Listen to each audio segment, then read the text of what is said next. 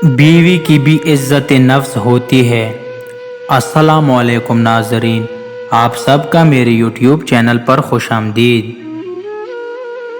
बीवी को नसीहत करनी है तो तन्हाई में करो और तारीफ़ करनी है तो सबके सामने करो। लोगों के सामने उसका मजाक उड़ाते हो, लोगों के सामने बेइज्जत कर देते हो और डांट पिला देते हो। अपने तौर पर तो वो अच्छे बन जाते हैं, दूसरों को तासीरिया मिल जाता है कि देखो घर में मेरा कितना कंट्रोल है।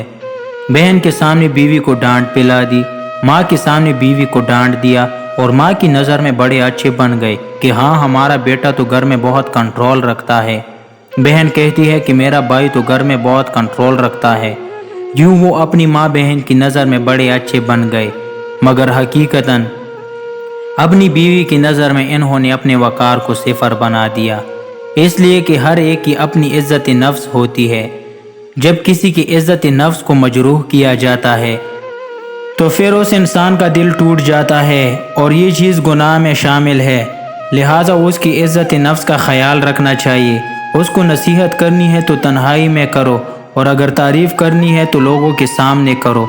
इस नसीहत को ज़िंदगी का उसूल बना लो। तन्हाई में अगर बीवी को जली कटी भी सुना दोगे, बीवी बर्दाश्त कर लेगी, मगर लोगों के सामने की जिल्लत बर्दाश्त करना मुश्किल होता है।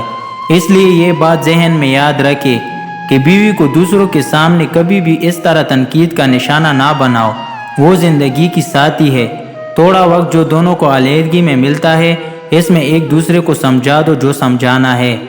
लोगों में तुम इसके की बातें ना करो। दोस्तों, इस वीडियो का मकसद ही यही था कि हमें अपनी बीवी को लोगों में जलील नहीं करना चाहिए। जो भी बात हो उसे तन्हाई में करना चाहिए। तो दोस्तों, उम्मीद है आपको वीडियो अच्छी लगी होगी। मिलते हैं अगली वीडियो में। शुक्रिया।